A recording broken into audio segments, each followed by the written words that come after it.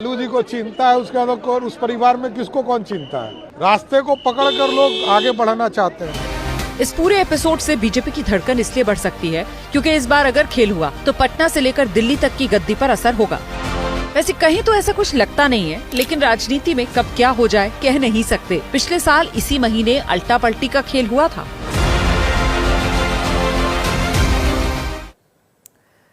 CM Nitish Kumar पलटेंगे या नहीं, ये दावे के साथ कोई नहीं कह सकता, लेकिन जिस तरह की सियासी बयार बिहार की गलियों में बह रही है उसमें कुछ भी संभव है। सबसे पहले आज की एक तस्वीर आपको दिखा देते हैं जो काफी कुछ बयां कर रही है।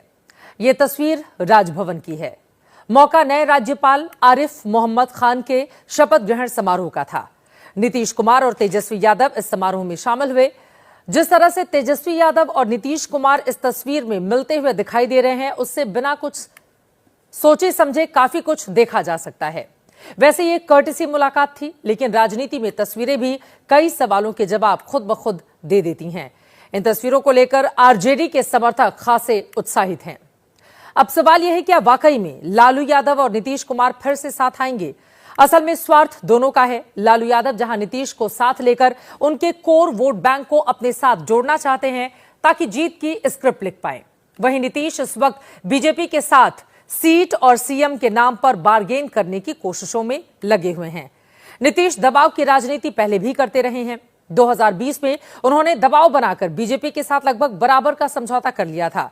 इस बार भी उनकी वही कोशिश है। नीतीश का पलट पुराण। 1994 में पहली बार लालू से अलग होकर नीतीश ने समता पार्टी बनाई, जो बाद में जेडीयू हुआ।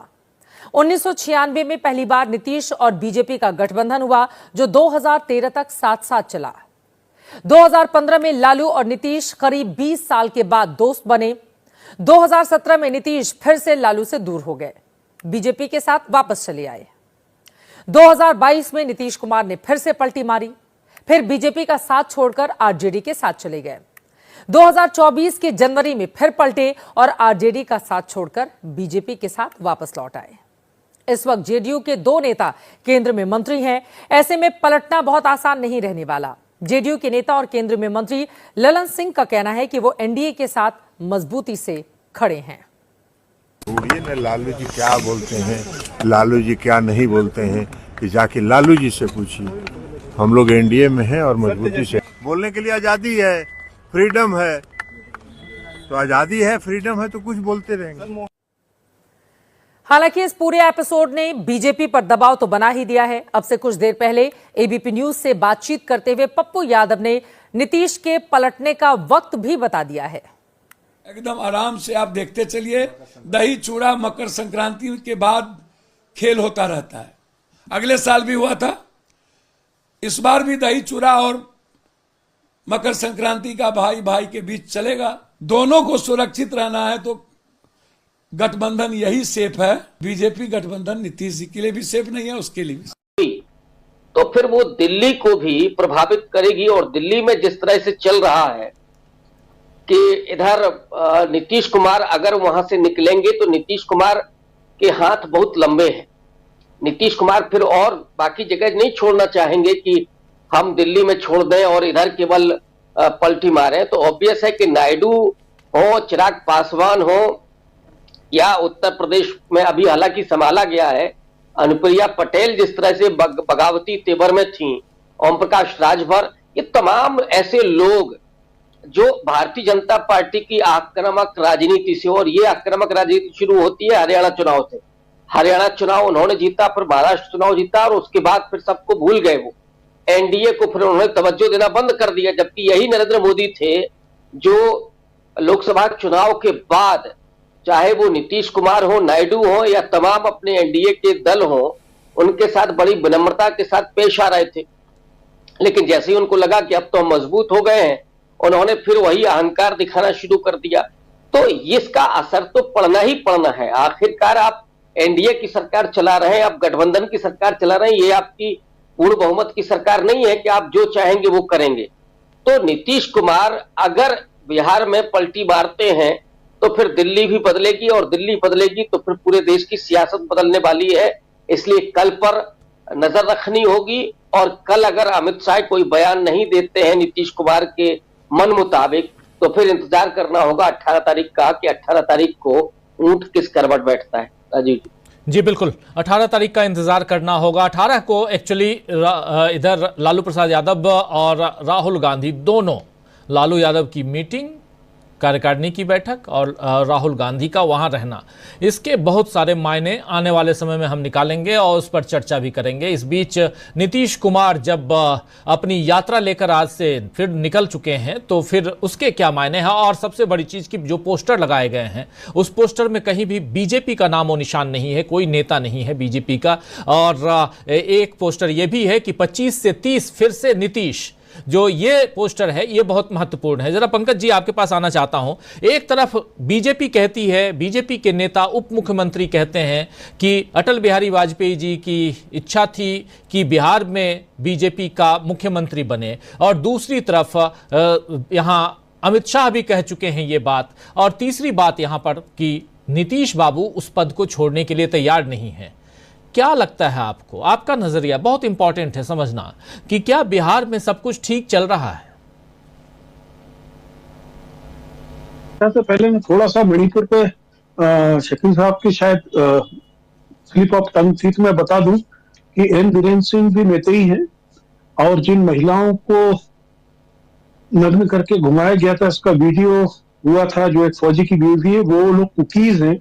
और 31 तारीख से वहां पर जो नया विवाद खड़ा हुआ है वो भी कुकीज महिलाओं को लेकर हुआ है। इस बार फिर आरोप लगा है सीआरपीएफ ने कुछ कुकी महिलाओं के कपड़े फाड़े हैं, और वहां पर जो विवाद है वो central forces versus Assam rifles का है। कुकीज चाहते हैं कि वहां पे असम राइफल्स रहे, और जो मेतेई सपोर्टेड है, I mean N Biren Singh and party, वो चाहते हैं सीआरपी और बीएसएफ रहे।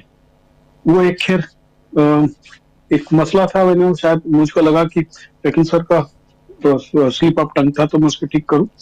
जहां तक बिहार का सवाल रहा, मैं आज की एक घटना आपको बता रहा हूं जो अभी किसी के निगाह में आई नहीं। आज दिन में मैं एक प्रोग्राम में था, साउथ दिल्ली में प्रोग्राम था, लोधी रोड पे। आम आदमी पार्टी के जो चीफ व्हिप है दिलीप पांडे, उनकी किताब का रिलीज फंक्शन था। उस प्रोग्राम में मंच पर मनीष सिसोदिया, आतिशी, केजरीवाल, ये सभी लोग थे। लेकिन सरप्राइजिंगली उसमें जो एक व्यक्ति था, उसके आप सियासती मायने लगा सकते हैं, वो व्यक्ति मंच पर थे ऐसे गेस्ट, वो थे केसी त्यागी। केसी त्यागी को दिल्ली में माउथ पीस कहा जाता है नीतीश कुमार का। अब आगे कि क्या घटनाक्रम चल रहा है इसमें देखिए, ये बहुत सीधी गणित नहीं है, क्योंकि आरएसएस और बीजेपी बिहार में इस समय दूसरा केजरीवाल पैदा कर रहे हैं प्रशांत पांडे की शक्ल में।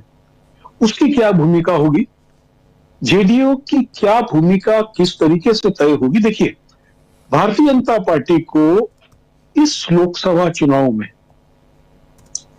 20.52% वोट मिले, जबकि 2019 में बीजेपी का वोट परसेंट 23.5 था, यानी उससे कम वोट मिला।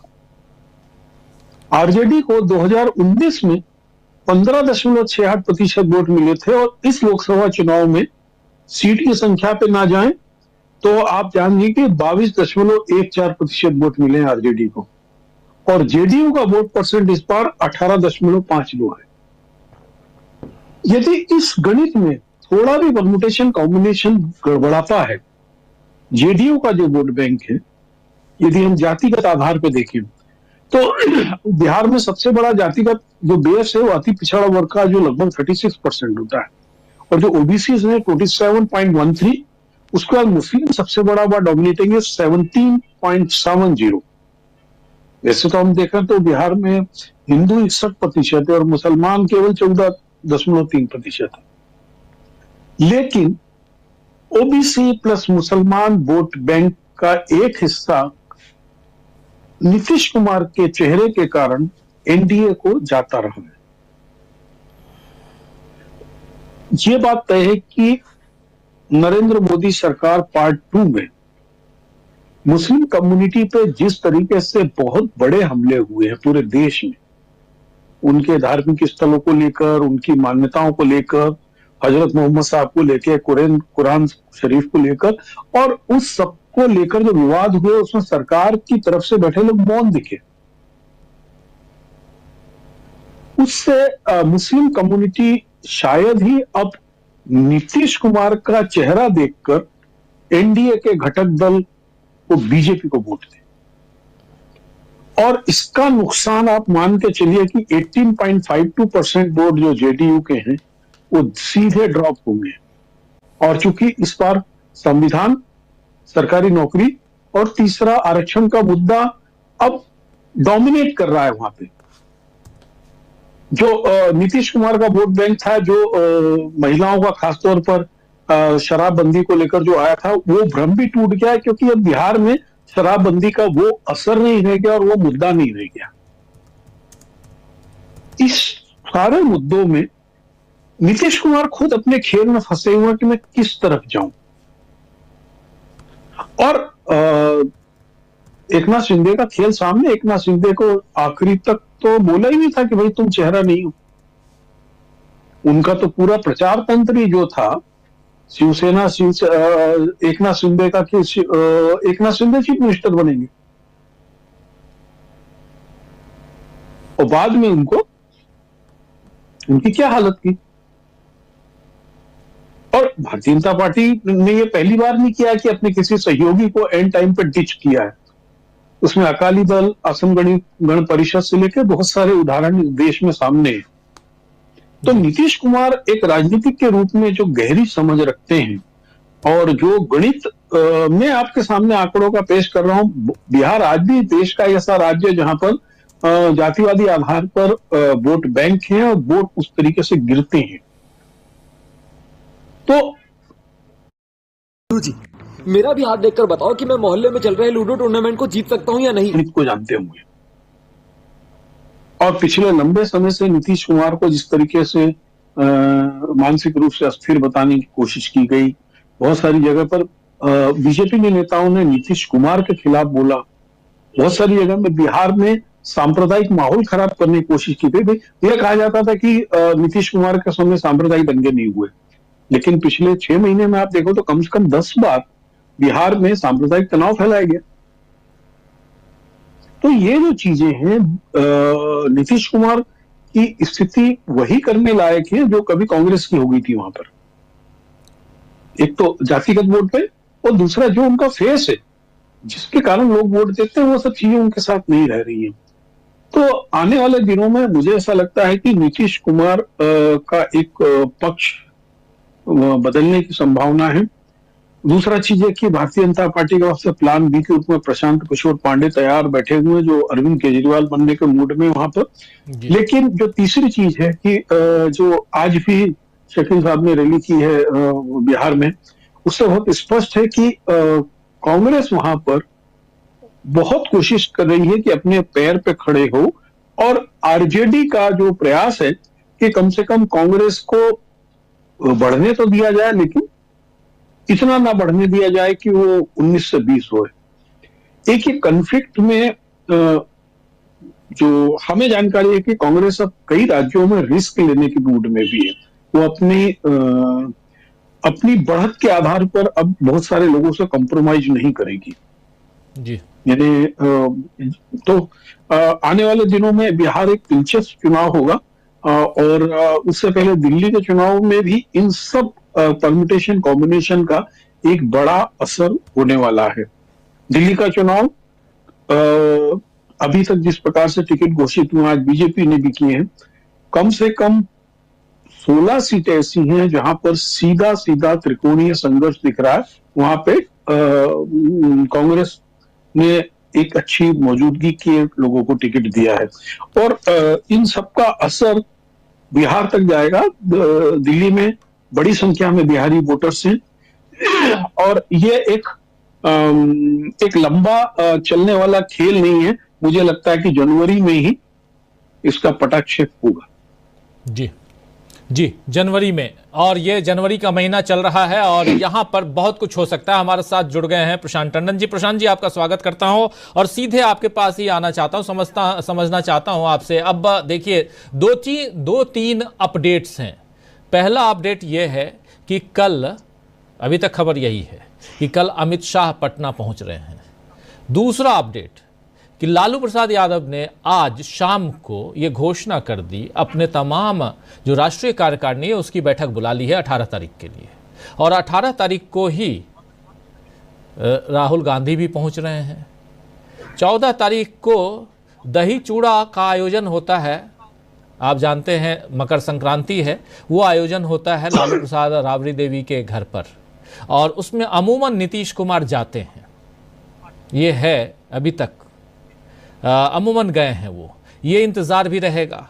और साथ साथ नीतीश बाबू निकल गए हैं 25 से 30 फिर से नीतीश के नारे के साथ, और उसमें कहीं भी नहीं है बीजेपी के नेता, मोदी जी भी नहीं है उस पोस्टर में। मोदी जी की पार्टी यानी बीजेपी के पूर्व सांसद हुकुमदेव नारायण यादव कह रहे हैं कि रोटी कपड़ा और मकान मांग रहा है हिंदुस्तान, और फिर ये भी बोल रहे हैं कि 25-20 साल पहले जो युवा या जो लड़का या लड़की, जो बच्चा 5 साल या 10 साल का था, वो अब बड़ा हो चुका है, और उसने उस जंगल, जिस तथाकथित जंगल राज की आप बात कर रहे हैं, वो नहीं देखा है। तो फिर आप जो अभी कर रहे हैं ये क्या है? यानी सीधा हमला नीतीश कुमार पर, सीधा हमला नरेंद्र मोदी पे। ये कुछ कुछ पॉइंट्स है जो आपके सामने मैं रख रहा था, आपके विचार। जी, नीतीश कुमार यात्रा पर निकल गए, जैसे कल चर्चा की थी हमने। एक और तारीख हमको याद रखनी चाहिए, तमाम 18 तारीख को बहुत कुछ संभावित है, और कल जब अमित शाह वहाँ होंगे तो क्या अमित शाह ये घोषणा करेंगे वहाँ पे जो नीतीश कुमार चाहते हैं कि नीतीश कुमार की अगुवाई में चुनाव लड़ा जाएगा? तो ये देखना होगा। लेकिन एक और तारीख है 15 तारीख, जो कि प्रस्तावित है कि नीतीश कुमार अपनी यात्रा के साथ साथ इस मौजूदा यात्रा में एनडीए के पार्टनर्स को भी जोड़ेंगे। तो क्या वो एनडीए के पार्टनर्स को 15 तारीख को जोड़ते हैं, ये भी देखना होगा। लेकिन ये तमाम पलटीबाजी में मैं पंकज जी से सहमत हूँ कि पलटीबाजी में नीतीश कुमार एक वैसे अनुभवी व्यक्ति ने भी गलतियां की हैं, और 2 तो बड़ी गलतियां की हैं। एक, उन्होंने खुद ही सर्वे करवाया, जातिवार सर्वे करवाया बिहार में। वो बहुत मील का पत्थर था वो सर्वे, सामाजिक न्याय की विमर्श में, और उसी ने प्रस्तावना लिख दी जातिवार जनगणना की। लेकिन नीतीश कुमार ने उसको डिसोन कर दिया, बीजेपी के साथ जाने के चक्कर में उस सर्वे को डिसोन कर दिया। क्या निकल के आया था सर्वे में, जरा एक आध फिगर देख लेते हैं। बहुत सारी भ्रांतियां उसमें से टूट गई थी। बिहार में ओबीसी की संख्या प्रतिशत में 63.14 है, शेड्यूल कास्ट की 19.65 है, सामान्य जो